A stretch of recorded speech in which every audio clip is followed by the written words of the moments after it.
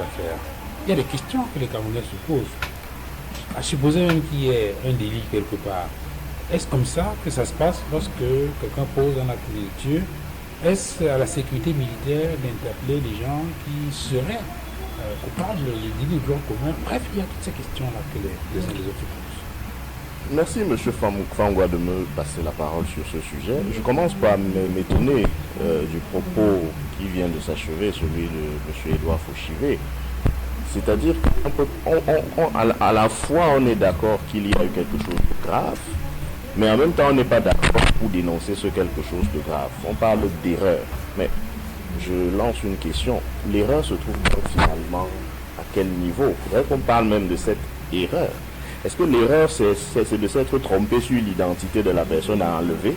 Ou bien est-ce que l'erreur c'est l'enlèvement, ou cette méthode d'enlèvement? Parce que selon M. Fauchivé, la méthode d'enlèvement ne pose pas de problème. C'est-à-dire que c'est normal qu'on s'accommode du fait. C'est normal qu'on s'accommode du fait qu'un citoyen. Vous savez que la casquette que j'aime le plus revendiquer, c'est celle de citoyen. Vous savez pourquoi c'est pas chauvinisme? Parce qu'il n'y a rien au-dessus de citoyen, même pas le président de la République. Le citoyen est le sommet de l'Himalaya. Tous les autres sont en dessous. Et si les hommes en tenue sont sous le président de la République, cela veut dire qu'ils sont sous le citoyen, doublement. Donc, ils sont même pas, c'est l'interlocuteur direct entre l'interlocuteur entre eux et le citoyen, c'est leur autorité. Donc, si on doit inviter son patron à le suivre, on le lui dit gentiment. Vous voyez ce que je veux dire? Si je suis le patron des civil servants, c'est-à-dire des fonctionnaires pris au sens global du droit administratif qui renvoie aussi bien au personnel civil de l'administration publique qu'au personnel militaire, il demande quand même à son patron, le citoyen que je suis, de me suivre de manière polie, parce que je peux lui dire que je ne veux pas le suivre, c'est mon droit. Surtout qu'il ne me le dit pas en respectant la loi. La loi lui fait obligation de décliner son identité. Donc, si je veux caricaturer, ce que la loi a prévu pour les arrestations, c'est que le monsieur ou la dame qui vient vers vous doit vous dire « je suis tel ». Vous avez donc le temps de noter. Vous avez le temps de noter l'identité de celui qui vous interpelle. Pourquoi? Parce que cette interpellation peut donner lieu à la commission d'infractions pénales par celui qui vous interpelle, notamment l'abus de fonction. Et vous devez pouvoir, si vous souhaitez, poursuivre cette personne-là, savoir qui est la personne qui est auteur de l'abus de fonction. Donc, première étape, il doit décliner son identité. Donc, me laisser le temps de noter sur un bout de papier, de trouver même du papier pour noter l'identité de la personne qui m'interpelle. Deuxième étape, il doit m'informer des motifs de mon arrestation. Il doit me dire pourquoi il vient m'arrêter. Et en fonction des motifs, on sait s'il a besoin d'un mandat ou pas. Si c'est un flagrant délit, s'il m'arrête pour un flagrant délit ou pour un crime, la loi lui donne l'autorisation de m'interpeller sans mandat. Mais si c'est un délit ordinaire, il faut que je sois en mesure de lui poser la question maintenant.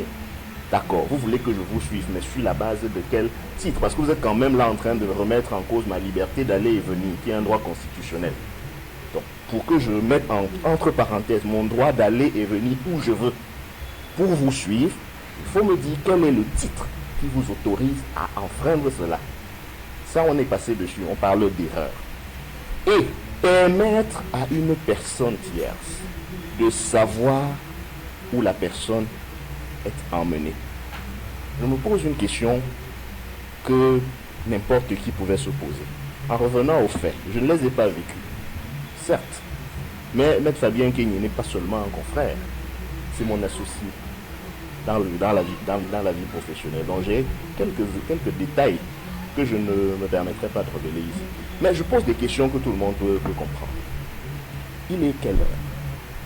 Il est 21h. Première question qui saute aux yeux, est-ce que ce sont les heures légales de poursuite?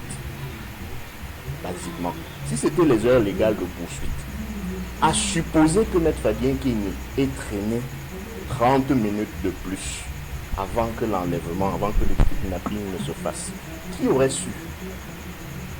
Qui aurait su qu'il a été enlevé? Qui aurait su où est-ce qu'il a été emmené? Qui aurait su? Personne. Qui aurait garanti la suite réservée à ce qui lui est arrivé? Qui? Parce que là, on parle d'une situation qui s'est pratiquement déroulé, c'est-à-dire qu'il y a eu un flagrant délit, je pense même qu'il y a un crime, mais en tout cas restons mesurés, il y a un flagrant délit de kidnapping. Ce qui est flagrant ici, c'est l'infraction de kidnapping, puisque ça s'est déroulé devant le public. Mais si ça s'était fait en catimini, si Maître Fabien Kegne s'était un peu éloigné de là où il y avait du monde avant de rejoindre son véhicule et que ça s'était passé là-bas, est-ce qu'on ne serait pas en train de, à l'heure où je vous parle, lire un communiqué du ministre de la Communication pour nous rassurer sur ce qui est mis en œuvre par le gouvernement pour le retrouver et peut-être se retrouver en train d'avoir une situation comme celle que nous avons vécue dans ce pays il y a moins de 3 mois? Ça, c'est des questions légitimes que M. Edouard Fauchivier ne veut pas que les Camerounais se posent. Je comprends que cela le gêne un peu dans sa conscience et je lui sais gré de vouloir que les gens ne se posent pas trop de questions au regard de ce que le gouvernement qu'il soutient fait. Mais c'est mal calculé parce que malheureusement pour lui, nous allons dire ce que nous pensons. Alors vous étiez en train de parler des étapes dans la procédure. Est-ce qu'il revient à la sécurité militaire? J'en viens. Je n'avais pas terminé, j'étais encore sur l'idée de disséquer. Oui, c'est pas. Personne ne vous a interrompu quand vous avez pris la parole. Vous n'aviez pas grand-chose à dire, donc souffrez que nous ayons un peu plus à dire que vous, en attendant que le modérateur qui n'est pas vous veuille bien nous retirer la parole. Je disais donc que l'erreur, c'est donc à quel niveau? Est-ce que l'erreur, c'est seulement s'être trompé sur son identité? Maintenant, est-ce que l'erreur, c'est que ce soit la CEMIL et pas un autre corps spécialisé? Je rappelle que en ce qui concerne la CEMIL, c'est un décret de 2001 qui organise la division de la sécurité militaire, qui fixe ses attributions.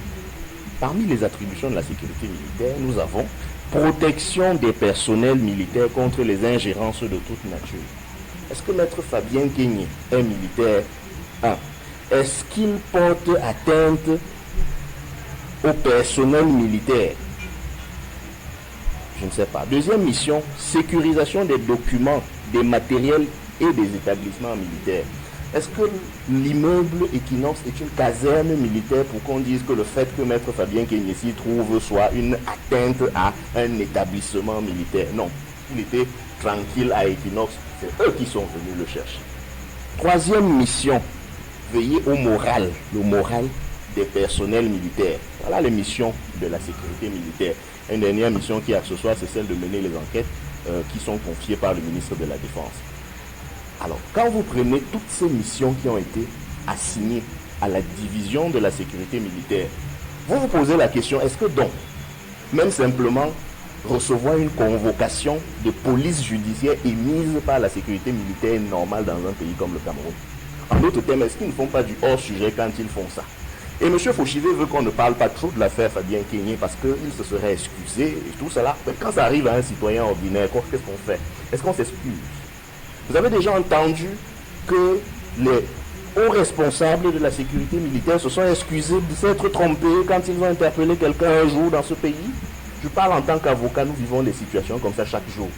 Je parle en tant qu'avocat parce que nous sommes dans un pays où, lorsqu'on vous adresse une convocation ordinaire, dans le cadre d'une enquête préliminaire, vous arrivez bardé de votre présomption d'innocence, de votre droit de garder le silence, ne serait-ce que ça, mais vous risquez, dès que vous êtes arrivé là, de faire l'objet d'une garde à vue, parce que l'enquêteur estime qu'il y a des indices graves et concordants, qu'il est le seul à déterminer, alors même que le plaignant parfois n'a aucun élément de preuve dans sa plainte.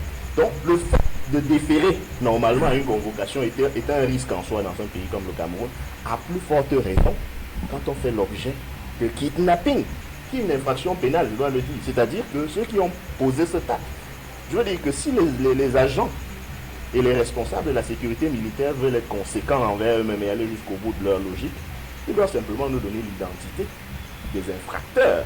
Dans le cas d'espèce, il s'agit d'infracteurs, de personnes ayant commis des infractions à la loi. Il faut qu'ils donnent l'identité de ceux qui ont opéré le kidnapping parce que le citoyen victime a le droit d'engager la responsabilité personnelle de ces individus-là pour faire réparer le préjudice qu'il a subi. Maintenant, on dit qu'on s'est trompé. Mais on se trompe et on ne se rend pas compte qu'on s'est trompé sur l'identité de quelqu'un au point de l'interroger, au point de l'auditionner. Donc, Vous cherchez X. Vous allez interpeller Y. Vous ne vous rendez pas compte que vous avez interpellé Y à ce moment-là. Vous l'amenez à votre poste. Vous prenez sa pièce d'identité. Mais vous ne vous rendez toujours pas compte à ce moment-là que ce n'est pas X, mais c'est Y. Vous l'auditionnez, mais sans vous rendre compte que ce n'est toujours pas le X que vous êtes censé chercher. Au point où ce sont des interventions qui vous font vous rendre compte, vous, sur le terrain, qu'en fait, non, vous vous êtes trompé, c'était pas lui, etc. Non, il faut qu'on soit un peu sérieux. Alors, de temps en temps. alors, Je termine en disant